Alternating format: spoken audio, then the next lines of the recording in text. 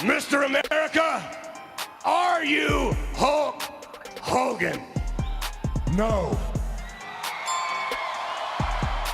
Now wrestlers, mostly heels, are always looking for new ways to get the sneak attack on their opponent, and one way to do this is wear a good disguise. Over the years, there have been some excellent disguises in pro wrestling, from The Undertaker dressing as Kane in the Attitude Era, to Edge being disguised as a cameraman during the Survivor Series in 2007, or even here where Becky Lynch dressed as seemingly as a Sniper Wolf. I'm not sure the reasoning behind that one. However, there are indeed some wrestler disguises that didn't manage to fool anyone and left fans questioning why they even bothered with the disguise in the first place. But which ones were they? Well, join us now as we look at 10 wrestler disguises that didn't fool anybody. Be sure to subscribe and hit that notification for daily wrestling videos, and follow us on Facebook for exclusive lists.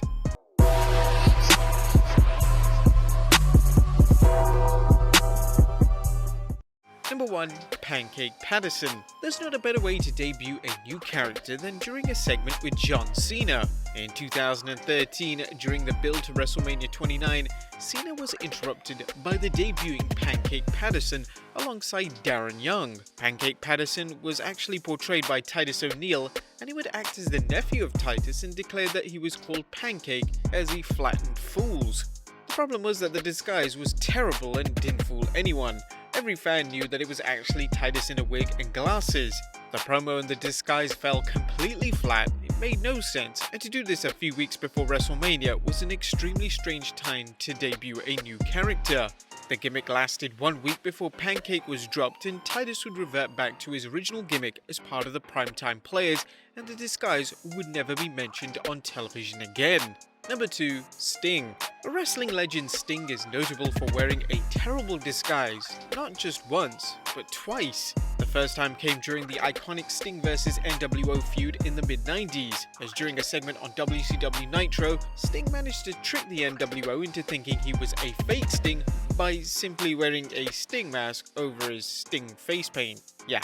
He would then reveal that he was the actual Sting and proceeded to lay waste to all members of the infamous faction. Then, over a decade later, he would be involved in a similar segment, this time in TNA when he would hide in the crowd with a Sting face mask on to assault Rob Van Dam. Sting would once again pull off the mask to reveal that it was actually him under the mask. Sting wearing a Sting mask? How this terrible disguise has fooled so many wrestlers is unclear. Number 3. Triple H dresses as Goldust to attack Kane. A Goldust has had very specific mannerisms that make it obvious that the person under the paint is Dustin Rhodes. This meant that when someone else plays the character, it is incredibly obvious that the person under the makeup is someone different. Take for instance the Raw on March 22nd, 1999. Goldust would make his way to the ring for a match with Kane, and it was obvious within the few first seconds that it wasn't him, and it was actually Triple H wearing a Goldust disguise. Obviously there were a few off points, including their size, as he's shorter than Goldust and didn't quite deliver on the trademark Goldust mannerisms. Fans clearly knew that it was Triple H when he entered the ring. He would then deliver a flamethrower shot to Kane's face and then proceeded to reveal himself, despite the fans clearly knowing it was him from the start. Number 4. Stephanie McMahon on Undercover Boss. Now, for those not familiar with the show Undercover Boss, it revolves around a top business person going undercover in their own business to see what's working and, more importantly, what isn't working. However, when Stephanie McMahon appeared on the show in 2018, fans were shocked because she appeared to look exactly the same, and it became known as one of the worst undercover boss disguises of all time. Okay, maybe this one was the worst.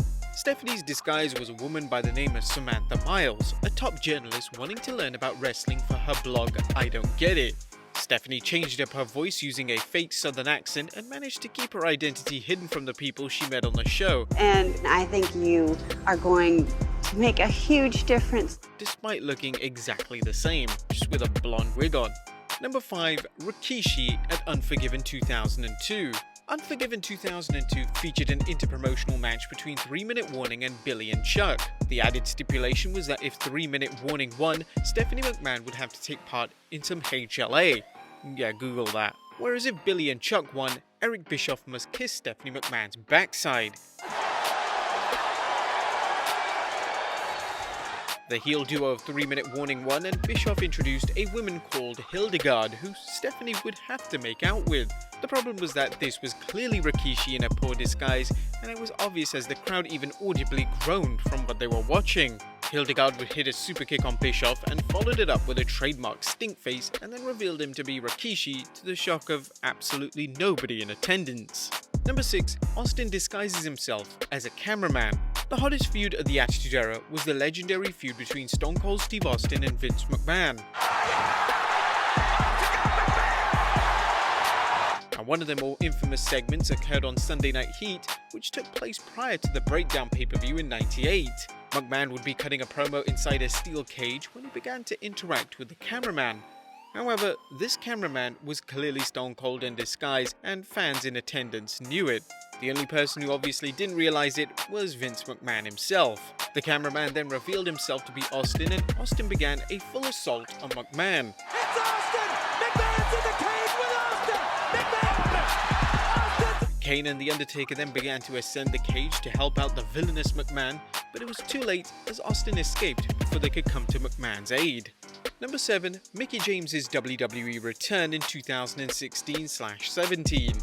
When Mickie James had a tremendous return match at NXT TakeOver Toronto with Asuka, fans expected her to be in receipt of a new WWE deal, and that's certainly what happened, as it was reported a few weeks after the TakeOver match that Mickie had agreed to return to the SmackDown brand on a full-time basis. And just over a month later, a mysterious masked woman named La Luchadora appeared at the side of Alexa Bliss. It was abundantly clear that the woman behind the mask was Mickie James. When La Luchadora would unmask following a cage match between Alexa and Becky Lynch in January of 2017, nobody was surprised, as it was virtually common knowledge at this point that the woman in the blue mask and blue ring attire was in fact the former women's champion. Number 8. Enzo Amore. Enzo Amore, for whatever reason, decided to show up at the 2018 Survivor Series in one of the worst disguises ever. Enzo would sit in the crowd with his hood up, and he would sport a terrible looking wig as a ploy to garner any attention he could. Well, we say it's a wig, it actually looked like a cat on his head. Now the problem was the disguise was that bad that fans already knew it was Enzo, but nobody cared and people in attendance just wanted to watch the pay-per-view. But then during one of the matches on the show, Enzo stood up from his seat and ripped off his clever disguise. But the bizarre self-promotion hijack didn't work, as Enzo was taken out by security moments later. The cameras didn't even pan to him once, making the whole incident a complete waste of time. Number 9. Stone Cold dresses as a doctor. One of the most legendary segments in history occurred on the October 5th, 98 edition of Raw. Vince McMahon was in hospital due to having his ankle shattered by The Undertaker and Kane the week prior. And whilst he was in hospital, he would be visited by Mankind, who would debut Mr. Socko and would even bring a clown to cheer up the owner of the WWE. Then a doctor appeared to check up on McMahon, but it was obvious from the deep voice and appearance that it wasn't a real doctor. It was actually Stone Cold Steve Austin who attacked McMahon on the hospital bed. Austin famously hit McMahon with a bedpan, which made a hilarious sound. This truly became one of the most unforgettable segments of all time that fans still talk about to this very day, regardless of the bad disguise. And number 10, Hulk Hogan as Mr. America. Following Hulk Hogan defeating Vince at WrestleMania 19 in one of the top matches of the evening, the storyline unnecessarily evolved when McMahon in the weeks that followed forced Hogan to sit out the rest of his contract and wouldn't allow him to wrestle. You're done forever. I told you I was gonna kill Hulkamania. This resulted in Hogan debuting a new gimmick, Mr. America. Mr. America was Hogan in a mask, but continued to use Hogan's signature theme along with his moveset and famous taunts. The gimmick made little sense, as every single person knew that it was Hogan in a terrible disguise. Hell, they weren't even trying. It was made even worse that WWE didn't even try to hide the fact that it was Hogan, as Michael Cole and Taz often referred and joked on commentary regarding the fact that it was clearly Hogan in a mask. By the summer of 2003, the gimmick was dropped completely, as Hogan would quit the company, citing creative differences for the departure. The gimmick would never be used again, and the next time Hogan would appear on TV would be in 2005 under the traditional Hollywood Hogan persona. The Mr. America character would never be mentioned again. But there you have it guys, 10 of the worst WWE wrestler disguises that fooled nobody. Were there any more that you think should belong on this list? Let us know in the comments down below, subscribe if you haven't already, follow us on Instagram and Facebook for exclusive lists, and I'll see you next time with some more wrestling content.